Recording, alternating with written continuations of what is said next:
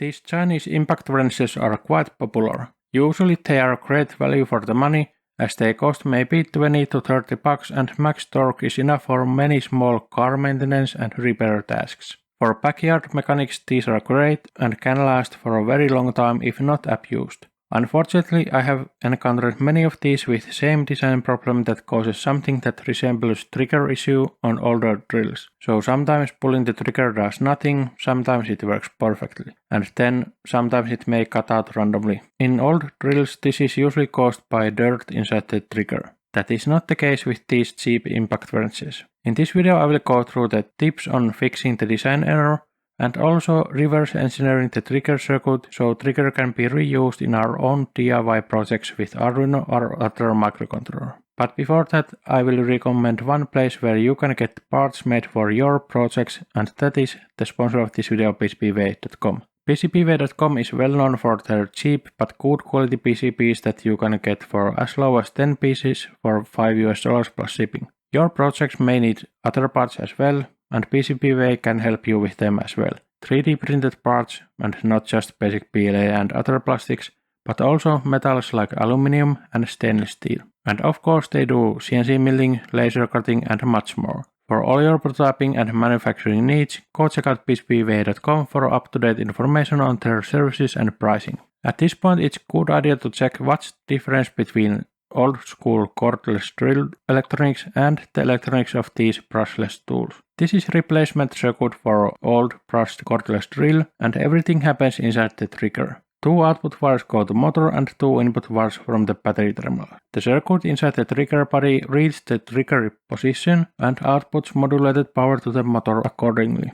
This trigger could basically be replaced with a switch that connects battery terminals to the motor if speed control isn't needed. And here's the circuit I have bought for these modern brushless impact wrenches. This time trigger isn't switching the power directly, it is just input device signaling the main controller module. MOSFETs, timing circuits, etc. are inside this black box. This cannot be replaced with simple switch because brushless motors have more than 2 wires, 3 in this case. Power has to be sent to different wires in correct order and timing to make the motor spin. Now the design problem I have encountered multiple times. This is the only reason I have personally seen stop these from working, apart from dead batteries, dropped tools or other usually user errors. In the controller module, the trigger wires plug into this jack, which is not in the center. In some models, when this module is placed inside the tool, the inside of the body comes so close to this connector,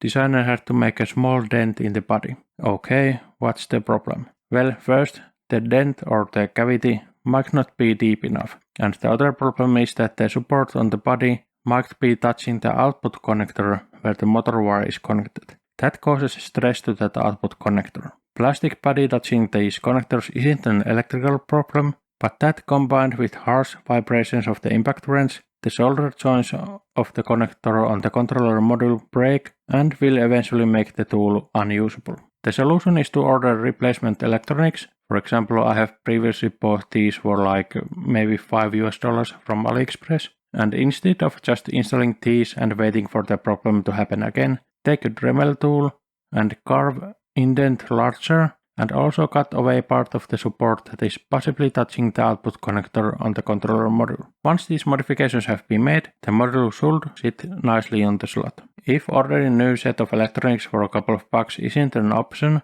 it is possible to remove this casting and resolder the connector. It's plausible repair, I have done that before, but it requires much more work. I would like to know if I could use this trigger part for my own projects in the future, and even though people describe the problem in their impact wrenches as trigger issue, the trigger itself is usually not the problem, and it could be reused for something.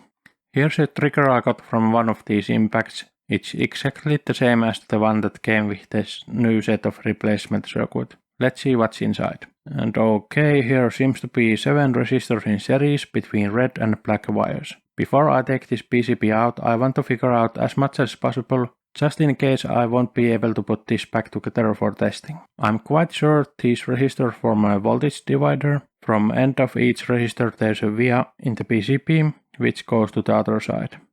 There's one extra via in line with them, which is connected to the yellow wire. I assume that it's the output of the voltage divider and output depends on trigger position. Without connecting power to this, I should see changing resistance between yellow and black wires when I pull the trigger. That's exactly what I am seeing. Resistance changing at 10 kilo-ohm steps when I pull the trigger.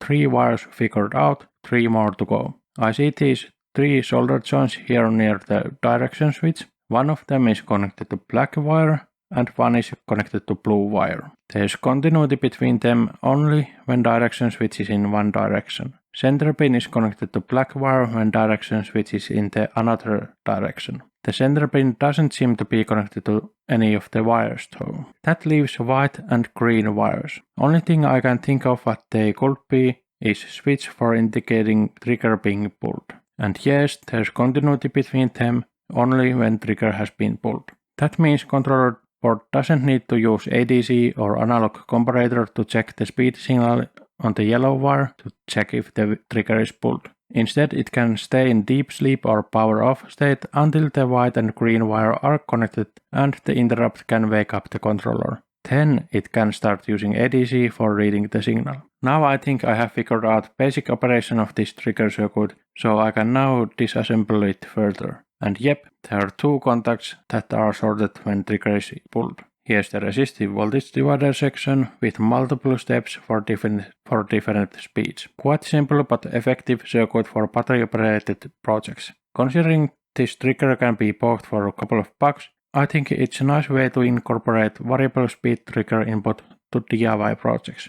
Just check if the white and green wire are connected together, and if so, read ADC to get the speed signal and read the input pin where the blue is connected to get the direction signal. What you will control with that data is up to your imagination. I hope this was interesting or helpful. See you in next video. Thanks. Bye.